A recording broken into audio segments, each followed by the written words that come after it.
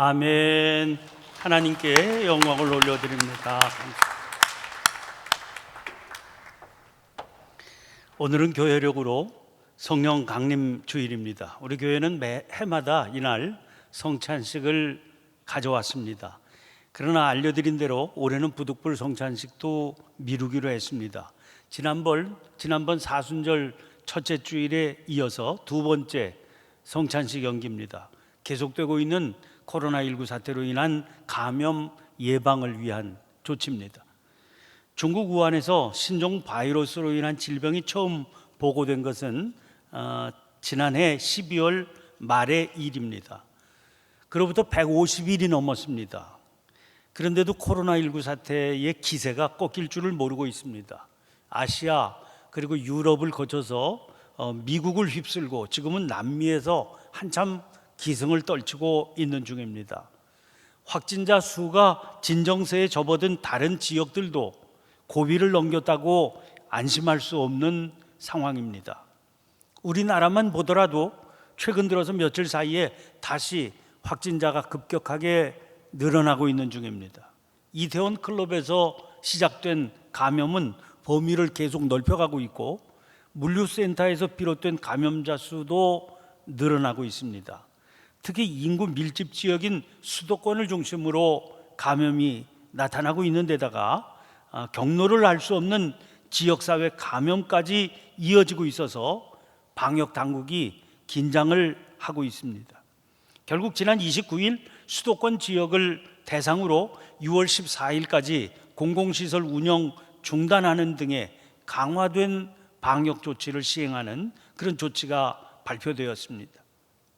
그래서 교회도 계속해서 감염 취약지로 주목을 받고 있습니다. 최근 전도사 한 사람을 통해서 여러 사람이 확진 판정을 받은 교회도 있었습니다. 그 전도사가 무슨 잘못을 크게 저질렀다거나 못 갈 때를 다녀온 것도 아닌데 다만 감염된 확진자였다, 그런 사실 때문에 교회가 뉴스에 오르내리고 있습니다. 어제는 또 가까운 종로에 소재한 선교단체에서 감염이 일어났지요. 그러다 보니까 더 조심스럽게 교회를 살피게 됩니다. 워낙은 일반 학교 개학에 맞추어서 개교할 예정이었던 교회 학교 개교도 서두르지 않기로 결정했습니다. 이와 같은 상황에서 맞이한 오늘 성령 강림 주일입니다.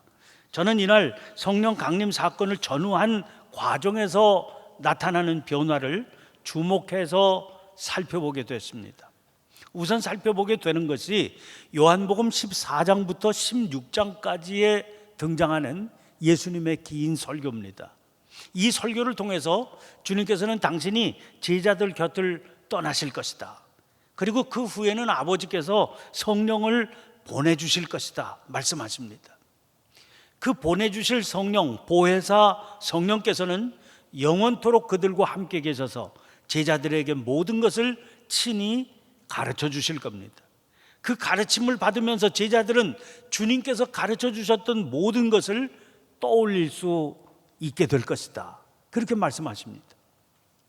제자들은 주님께서 자기들 곁을 떠난다 그렇게 말씀하시니까 근심하며 두려워하게 되겠지요. 그러나 주님께서는 당신이 그렇게 떠나가시는 것이 오히려 제자들에게 유익이다 그렇게 말씀하셨습니다. 왜냐하면 그래야 보혜사 성령님께서 제자들에게 오실 수 있기 때문이죠. 지금 상황으로는 주님께서 제자들에게 가르쳐 주고 싶은 것이 있어도 가르쳐 주실 수가 없습니다.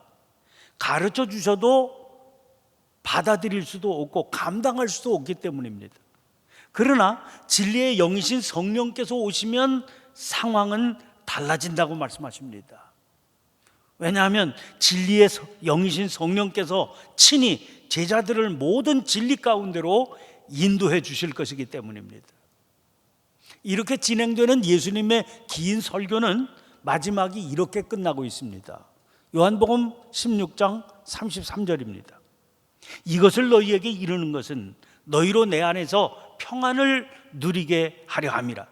세상에서는 너희가 환난을 당하나 담대하라, 내가 세상을 이기었노라. 예수님께서는 제자들이 당신 안에 머물러서 평안을 누리기를 원하십니다. 그 평안은 당신이 떠나면 보내주시겠다고 약속하신 성령을 통해서 누릴 수 있습니다. 성령은 우리를 세상을 이기신 주님 안에서 머물게 하십니다. 그러므로 비록 환난을 당한다 할지라도 담대할 수 있습니다. 그 속에서도 평안을 누릴 수 있습니다. 제자들은 주님의 이 설교를 듣고도 들을 당시에는 그게 무슨 말씀인지를 깨닫지 못했습니다. 그 설교를 마치신 직후에 예수님은 체포되어서 십자가에 달려 돌아가셨습니다. 그리고 부활하시죠. 그러나 제자들은 부활의 소식을 들었으면서도 근심, 두려움을 떨쳐낼 수가 없었습니다. 누가복음 24장 13절 이하를 보면 예루살렘을 떠나서 엠마오로 가는 두 제자 얘기가 등장합니다. 부활하신 주님께서 그들에게 가까이 다가가셨죠. 그러나 그들은 그분이 주님이신 줄을 알아보지를 못했습니다. 그런 채로 두 제자와 주님 사이에 대화가 진행이 됩니다. 주님께서 그들에게 물으셔요. 너희가 길 가면서 서로 주고받고 하는 이야기가 뭐냐? 그러자 그중 한 사람인 글로바가 이렇게 대답합니다. 당신이 예루살렘에 체류하면서도 요즘 거기서 된 일을 혼자만 알지 못하느냐? 그러자 다시 물으시죠. 무슨 일이냐? 그들은 십자가에 못 박혀서 돌아가신 예수님께서 다시 살아나셨다는 부활하신 소식을 서로 나누고 있었다. 그렇게 대답합니다. 그런데 이 대화가 시작될 때, 다시 말해서 두 제자가 예수님이 부활하셨다고 하는 소식을 서로 나누고 있을 때의 그 장면을 묘사한 그런 내용을 보세요. 17절 말씀이거든요. 두 사람이 슬픈 빛을 띠고 머물러 서더라. 여러분, 그들은 주님께서 부활하셨다고 하는 소식을 나누고 있었는데 슬픈 빛을 띠고 있었다는 거예요. 특별히 주목해 봐야 될 말씀이 요한복음 20장 19절입니다. 이날 곧 안식 후 첫날 저녁 때에 제자들이 유대인을 두려워하여 모인 곳의 문들을 닫았더니 예수께서 오사 가운데 서서 이르시되 너희에게 평강이 있을지어다. 여러분, 제자들이 예수님이 부활하셨다고 하는 이 놀라운 사건을 알게 된 것, 경험하게 된 것이 언제입니까? 안식 후 첫날 새벽이에요. 그런데 이 말씀은 안식 후 첫날 저녁 때라고 그러지 않았습니까? 그러니까 바로 그날 저녁 일어난 장면이에요. 그때 어떻게 하고 있었습니까? 제자들이 유대인들을 두려워하여 모인 곳의 문들을 닫았다. 그렇게 말하고 있어요. 그들에게는 예수님께서 부활하셨다고 하는 소식보다는 유대인들이 주는 두려움이 더 컸던 거죠. 이게 그 당시 제자들의 형편이었습니다. 부활하신 주님께서 제자들을 찾아오실 때 평안하냐? 그렇게 물으시거나 너희에게 평강이 있을지어다 하시는 장면이 그래서 우리의 눈길을 끌게 되는 겁니다. 이게 제자들의 형편이었기 때문이죠. 자, 이제 이런 전제를 가지고 오늘 본문 말씀 보시기를 바랍니다. 오늘 본문 말씀 1절은 오순절날이 이미 이름에 이런 말로 시작이 되고 있죠. 오순이라고 하는 말은 50이라고 하는 말입니다. 유대인의 가장 큰 명절인 6월절로부터 50일이 지난 후에 지키는 절기, 이런 뜻으로 오순절 이렇게 부릅니다. 예수님께서 십자가에 달려 돌아가신 날은 그 6월절 전날인 준비일이요. 또 부활하신 날은 안식 후 첫날 아닙니까? 사도행전 1장 3절에 40일 동안 그들에게 보이시며 그랬습니다. 그러니까 예수님 부활하신 게 이제 6월절을 전후한 때인데 그때로부터 40일을 주님은 제자들에게 나타나시면서 지내시다가 승천하신 겁니다.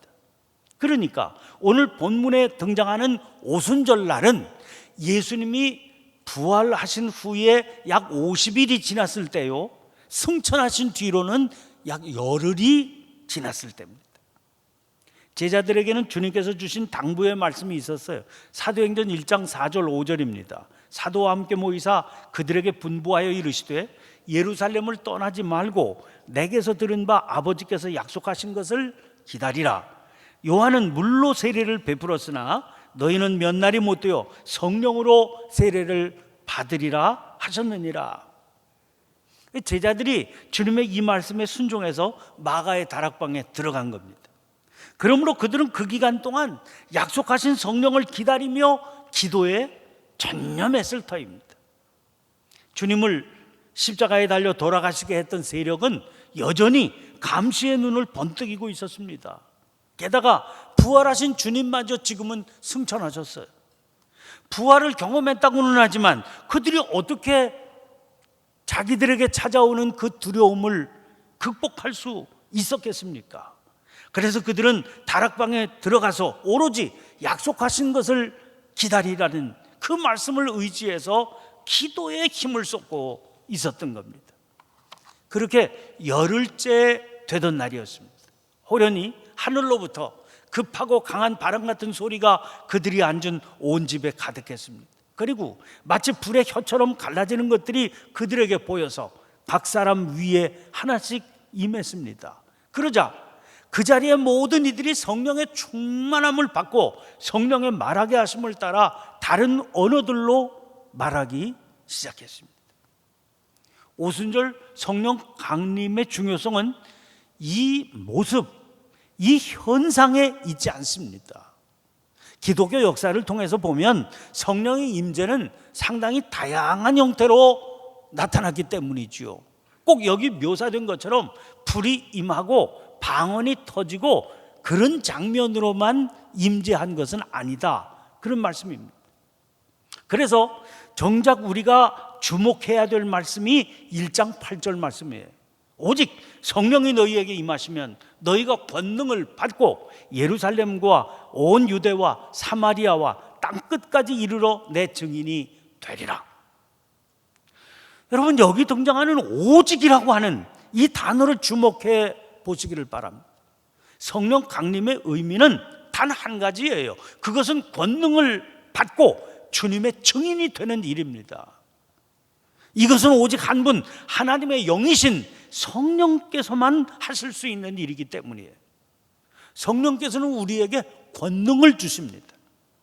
그 권능은 무슨 기사와 이적, 기적을 일으키는 힘이 아니라 증인으로 살게 하는 능력입니다. 성령께서 강림하신 오순절을 우리는 교회의 생일이라고 불러요. 제자들이 성령이 충만해서 복음의 증인이 된 날이기 때문입니다. 이 말을 거꾸로 살펴보면 교회가 무엇인가를 알 수 있습니다. 교회란 성령 충만해서 복음을 증거하는 증인 공동체입니다. 그러니까 복음을 증거하지 않는 교회는 교회일 수가 없는 겁니다. 그런데 그 일은 오직 성령 충만함으로만 가능한 겁니다. 그렇다면 성령의 임재를 통해서 권능을 받아 주님의 증인이 되어서 산다, 이건 구체적으로 어떤 삶을 말하는 것일까요? 그것을 알기 위해서 오늘 본문이 실려있는 사도행전 2장에서 오순절 사건을 살펴보면 우리가 꼭 주목해 봐야 할 변화가 있습니다. 성령 강림을 기다리면서 그들이 다 같이 한 곳에 모여서 오로지 기도에 힘썼다, 그러지 않습니까? 그런데 성령이 임하시니까 그들의 모습이 달라진 겁니다.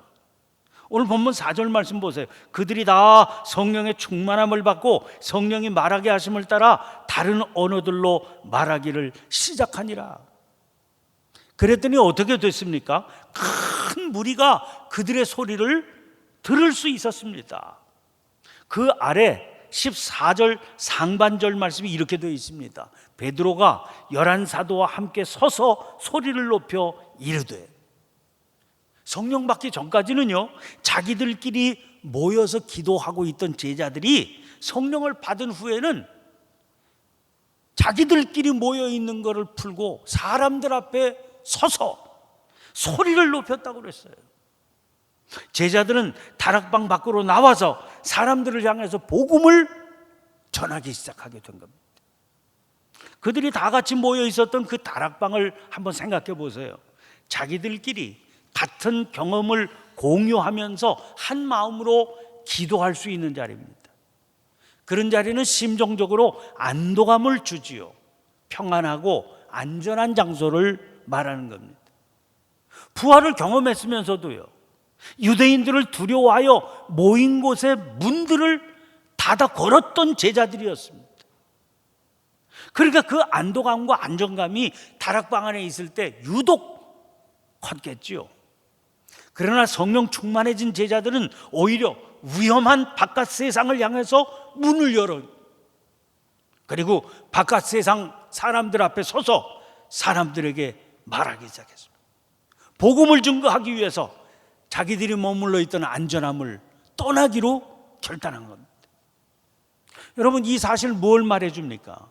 성령의 임재를 통해서 권능을 받고 증인이 된 교회는 세상을 향해 나아가기 위해서 안주를 거부하고 위험을 향해서 나아가는 교회입니다.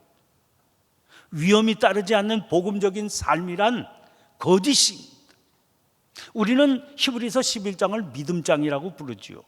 그러나 엄밀히 말하면 믿음의 삶을 살았던 사람들의 기록, 이렇게 해야 옳을 겁니다. 거기 등장하는 인물들의 면면, 그리고 그들이 살았던 삶의 내용들을 살펴보세요. 거기서 우리는 노아를 만나게 됩니다. 노아는 방주 안으로 들어가서 홍수 심판 피했던 분이지요. 방주는 교회의 상징이기도 해요. 그런데 그 방주가 교회의 상징이라고 하는 것이 안전한 곳이다, 그런 이미지 때문이겠습니까? 아니에요. 오히려 정반대입니다. 방주는 안전의 상징이 아니라 새로운 삶으로 돌입하는 모험의 상징이에요. 마태복음 24장 38절 39절입니다. 홍수 전에 노아가 방주에 들어가던 날까지 사람들이 먹고 마시고 장가들고 시집가고 있으면서 홍수가 나서 그들을 다 멸하기까지 깨닫지 못하였으니 인자의 임함도 이와 같으리라. 그 시대의 사람들은 지금까지 자기들이 살아오던 삶의 방식을 따라서 변함없이 살았습니다. 그렇게 흘러가는 대로 사는 게 안전하니까요. 그런데 오직 노아만 전혀 다른 삶, 방주를 짓고 그 안으로 들어갔던 겁니다. 히브리 기자는 그 삶을 이렇게 설명해 주고 있어요. 히브리서 11장 7절입니다. 믿음으로 노아는 아직 보이지 않는 일에 경고하심을 받아 경유함으로 방주를 준비하여 그 집을 구원하였으니 이로 말미암아 세상을 정죄하고 믿음을 따르는 의의 상속자가 되었느니라. 여기 그랬죠. 믿음으로 노아는, 그것이 바른 믿음의 삶이다, 그런 말입니다. 이어서 등장하는 아브라함은 어떻던가요? 히브리서 11장 8절입니다. 믿음으로 아브라함은 부르심을 받았을 때 순종하여 장래의 유업으로 받을 땅에 나아갈새 갈 바를 알지 못하고 나아갔으며, 아브라함도 안전해 보이는 현재에 머물러 안주하지 않았습니다. 갈 바를 알지 못했다. 그렇지만 부르심에 순종해서 스스로 위험해 보이는 길을 향해 나아갔던 겁니다. 모세는 다를까요? 안전함만 생각했다면 미디안 광야에서 장인의 양을 치면서 자기의 삶을 마감했을 겁니다. 그러나 하나님의 부르심에 순종해서 나이 80이 된 늙은 몸을 일으키지 않았습니까? 고난을 각오하고 길을 떠났습니다. 그래서 종노릇하는 당신의 백성에게 하나님께서 친히 안기시는 자유와 해방을 선물하게 됐던 겁니다. 이것은 비단 구약시대만의 일이 아닙니다. 신약시대 그리고 교회의 역사에서 계속해서 등장하는 모습입니다. 사도 바울 보세요. 장래가 촉망되는 젊은 유대교 지도자요, 바리새인 중에 바리새인이었습니다. 그를 찾아와 만나주신 주님의 부르심을 받아 새로운 삶으로 발걸음을 내딛게 되었을 때 그 삶이 얼마나 위태롭고 불안한 것이었겠습니까? 지난주에 웨슬리 회심주의를 지냈습니다마는 웨슬리는 어떻습니까? 그는 고교의 성직자라고 하는 안정된 길을 포기하고 스스로 야외로 나가서 복음을 전하는 삶을 택했던 겁니다. 마틴 루터 보세요. 그는 안정된 수도사의 생활을 박차고 바깥으로 나와 종교개혁을 일으켰습니다. 언제 죽을지 모르는 불안정한 삶을 시작한 거지요. 그 삶이야말로 진정한 안전의 삶이다, 그렇게 믿었기 때문입니다. 그때 그가 지어서 불렀던 찬송이 그의 그런 믿음을 잘 담아서 표현해 주고 있습니다. 조금 전에 우리가 봉헌 찬송 불렀던 바로 그 585장 찬송 아닙니까? 내 주는 강한 성이요 방패와 병기 되시니 큰 환난에서 우리를 구하여 내시리로다. 옛 원수 마귀는 이때도 힘을 써 모략과 권세로 무기를 삼으니 천하에 누가 당하랴. 내 힘만 의지할 때는 패할 수밖에 없도다. 힘 있는 장수 나와서 날 대신하여 싸우네. 이 장수 누군가? 주 예수 그리스도, 만군의 주로다. 당할 자 누구랴? 반드시 이기리로다. 이 땅에 마귀 들끓어 우리를 삼키려 하나 겁내지 말고 섰거라. 진리로 이기리로다. 친척과 재물과 명예와 생명을 다 빼앗긴데도 진리는 살아서 그 나라 영원하리라. 사랑하는 성도 여러분, 그러면 그들로 하여금 그 삶을 살아갈 수 있도록 한 그 힘의 원천이 무엇이었을까요? 오늘 다락방에 모여있던 제자들이 두려움을 떨쳐내고 복음을 소리 높이 외칠 수 있었던 그 능력의 원천을 주목해 보셔야 됩니다. 그런 일이 있을 거다 주님께서 미리 말씀해 주시지 않았나요? 요한복음 14장 16절 17절입니다. 내가 아버지께 구하겠으니 그가 또 다른 보혜사를 너희에게 주사 영원토록 너희와 함께 있게 하리니 그는 진리의 영이라. 세상은 능히 그를 받지 못하나니 이는 그를 보지도 못하고 알지도 못함이라. 그러나 너희는 그를 아나니 그는 너희와 함께 거하시며 또 너희 속에 계시겠습니다. 그들은 주님의 이 약속을 믿고 기도했습니다. 그랬더니 약속하신 보혜사 성령이 그들에게 임하셨고 그들은 변화됐습니다. 그들에게 권능이 임했기 때문이죠. 그 권능을 힘입어서 두려워하지 않고 새 삶을 향해서 담대히 나아갈 수 있게 되었던 겁니다. 며칠 전 저는 한 신문에서 연세대학 김호기 교수가 쓴 글을 읽었습니다. 코로나19 사태의 5가지 사회적 코드, 이런 제목의 글입니다. 이 글에서 그는 5가지 관점으로 이 사회가 선 자리에 그 갈 길을 점검하고 있었습니다. 그 5가지 관점은 생태학적, 정치학적, 경제학적, 사회학적, 국제 정치학적 관점입니다. 그런데 이 글에서 특히 눈길을 끌게 한 것이 국가의 역할에 대한 설명입니다. 그가 말한 5가지 관점 중에서 3가지 관점, 정치적, 경제적, 국제 정치에 관한 관점이 모두 한결같이 국가의 역할에 집중되어 있었기 때문입니다. 예를 들어 보세요. 정치는 국가의 방역 능력이 어떠하냐, 거기에 따라서 국민들의 생존이 갈려지지요. 그러니까 국가의 능력이 국민들의 생존에 지대한 영향을 끼치는 것이 다 드러났습니다. 경제적으로는 어떤가요? 국가가 재정 확대를 통해서 경제 살리기에 적극적으로 개입하거나 전방위적인 뉴딜 정책을 시행하는 게 지금 불가피해진 겁니다. 국제정치 측면에서는 더더욱 그렇습니다. 코로나19 사태에서 드러난 것은 세계가 연대해서 함께 가자, 이게 다 무너지는 모습입니다.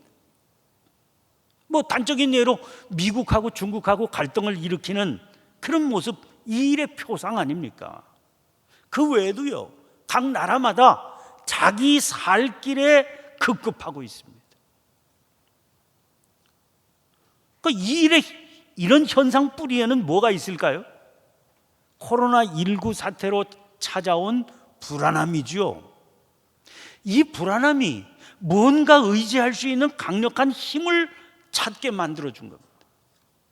안전한 삶을 지켜줄 수 있다면 개인의 자유 같은 것은 얼마든지 반납할 수 있다는 거지요. 각 나라들은 나라들마다 자기 나라들대로 자기 국민들을 보호한다고 하는 이유를 내세워서 취할 수 있는 모든 조치들을 강구하고 있습니다. 그걸 위해서라면 얼마든지 문을 닫기도 하고 담을 쌓을 수도 있다, 그런 의지를 보여주고 있는 겁니다. 그 결과가 어떻습니까? 나라와 나라 사이에, 지역과 지역 사이에, 가정과 가정 사이에 곳곳마다 문이 닫히고 폐쇄의 담장이 높여져 가고 있는 겁니다. 여러분, 상황이 이렇게 전개되고 있는데 복음을 전하는 게 본질이요 사명인 교회는 어떻게 해야 될까요? 우리 믿음의 사람들이 걸어가야 될 길은 어떤 길일까요? 다락방에 모여서 기도하던 성도들 위에 성령께서 임하셨습니다. 그러자 그들은 함께 일어서서 복음을 전하게 됐습니다. 말로만 전했던 게 아닙니다. 그들 안에서 강력하게 역사하고 있는 성령께서 주시는 평안함, 담대함, 그리고 삶의 구체적인 향기가 이 막힌 시대를 뚫어주는 전달의 통로였습니다. 그래서 생각하게 됩니다. 우리는 어떨까요? 우리 교회의 비전은 세상에 희망을 전하는 교회입니다. 요즘 같은 때 여러분, 이보다 더 생생한 비전이 어디에 있겠습니까? 그런데 문제는 온 세상이 닫혀 있다는 거예요. 그러면 우리가 어떻게 이 닫힌 세상에 희망을 전할 수 있겠습니까? 그것은 성령의 임재와 역사하심을 통해서만 가능한 겁니다. 이 일을 위해서 초대교회 성도들처럼 사모하며 기도하는 저와 우리 모두, 그리고 우리 창천교회가 될 수 있기를 주의 이름으로 축원합니다. 말로 전할 수 없는데 우리들이 성령을 의지해서 말로도 할 수 없는 평안함 가운데 살아가는 삶의 모습이 이 닫힌 세계에서 사람들에게 강력한 도전을 주게 될 겁니다. 그래서 두려움과 불안에 휩싸여 사는 이 세상을 향해 지금도 하나님께서 놀랍게 역사하고 계시다고 하는 이 사실을 찬송하며 증거할 수 있는 우리 모두가 되시기를 다시 한번 축원합니다. 내 영혼아, 네가 어찌하여 낙심하며 어찌하여 내 속에서 불안해하는가? 너는 하나님께 소망을 두라. 그가 나타나 도우심으로 말미암아 내가 여전히 찬송하리로다. 시편 42편 5절의 말씀입니다. 기도하겠습니다. 살아계신 하나님, 성령의 기름을 부어주셔서 세상 가운데 살면서도 세상을 따라 살지 않고 주님을 따라 믿음의 길 걷게 해주심을 감사합니다. 교회를 통해 이 역사를 오늘도 저희 안에서 이루어 가시는 그 은혜를 찬양합니다. 미혹의 영에 휩쓸리지 않게 주옵소서. 진리의 영이신 성령의 인도하심에 저희의 전 삶을 의탁하게 해 주시옵소서. 모험적이지만 창조적인 그 삶의 기쁨을 누리며 살게 해 주옵소서. 닫혀있는 답답한 시대 속에 살면서도 성령의 도우심을 통해 저희에게 참 생명의 삶을 허락해 주시는 예수님 이름으로 기도하옵나이다. 아멘.